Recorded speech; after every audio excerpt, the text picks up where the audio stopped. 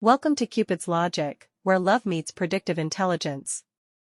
We decode attraction, conflict, attachment, and compatibility, so you can know if it will last before you commit.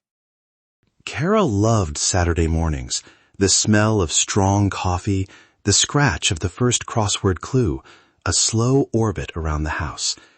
Alex treated Saturdays like mission control, a brisk run, a to-do list, and a tidy kitchen. For months, it was a charming mismatch. 5 years later, it was the last safe place they could disagree. Welcome to Cupid's Logic. I'm Craig Pruitt, and today we test those tiny rituals that quietly decide whether a life together will hold up. If that opening landed for you, good. This episode is for anyone who's tired of romance masking daily friction. We'll do 3 simple experiments you can run in the next 30 days, how to record them, and what to actually do with the results. Quick definition. Future rituals are the low salience, repeated habits that shape shared life.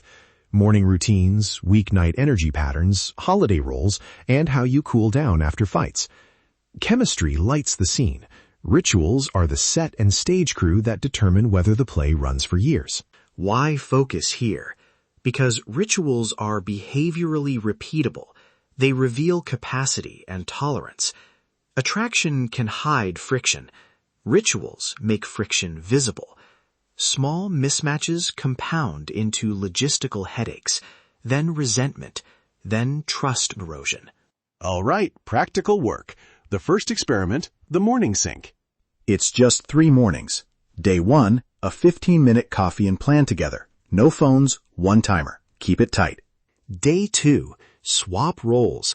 If you cooked breakfast yesterday, watch your partner do it today. Day 3, introduce a small friction.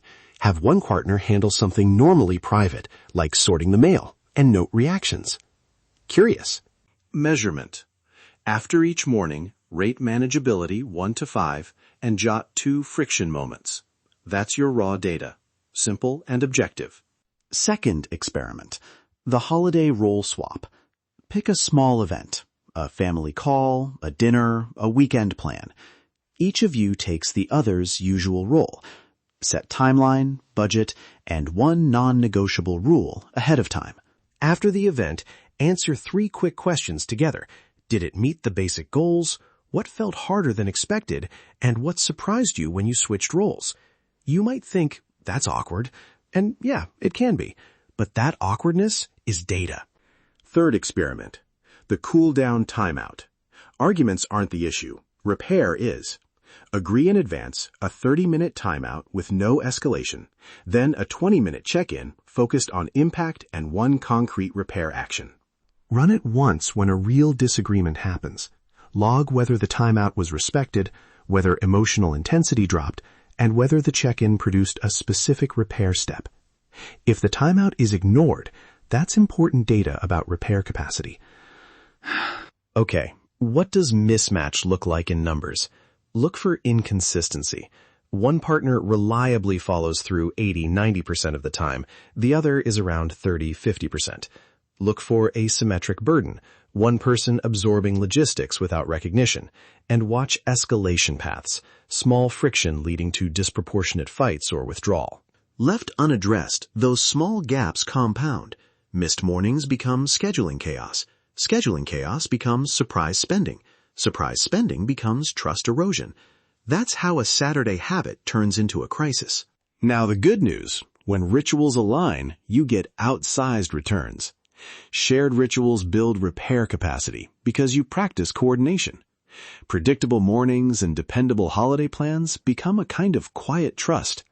Micro behaviors are the currency of long-term intimacy. Here's a simple 30-day plan you can follow. Week 1, morning sync. 3 trials, log scores. Week 2, holiday role swap. Pick 1 event and document the 3 post-event questions. Week 3, cool down timeout. Use it once, log outcome. Week 4, 30-minute curiosity meeting to review notes together. Pass criteria. Consistent coordination. Both partners rate experiences at least 4 out of 5 for manageability, and each ritual names at least 1 repair action when things slip. Fail criteria.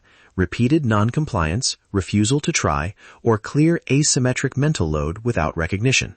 How you interpret results matters. Treat tests as signals, not verdicts. Small mismatches? Use structured negotiation. I noticed X happened 3 times, and it made me feel Y. Can we try Z for 2 weeks and see? If patterns show capacity limits, like work demands, negotiate compensations, or bring in therapy for skill building. If experiments repeatedly show deep misalignment, the data gives you permission to decide with clarity instead of hope or panic. That's scientifically informed courage. A few scripts you can use right now. Let's swap this role for the next event and debrief.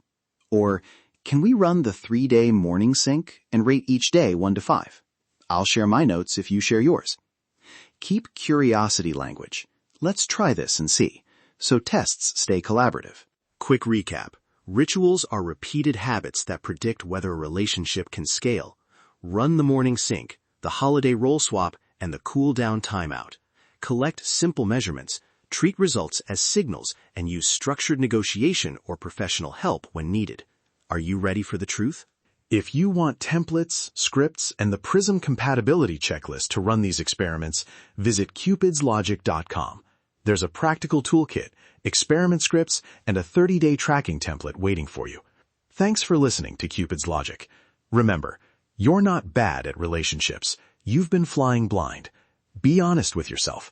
Run the tests with curiosity, and you'll either build a shared life that works or save yourself years of drift.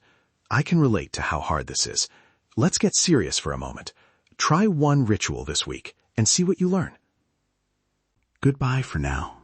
I'll see you next episode. This has been Cupid's Logic. Stop flying blind in love. Visit cupidslogic.com and let the Prism engine reveal what your relationship data already knows.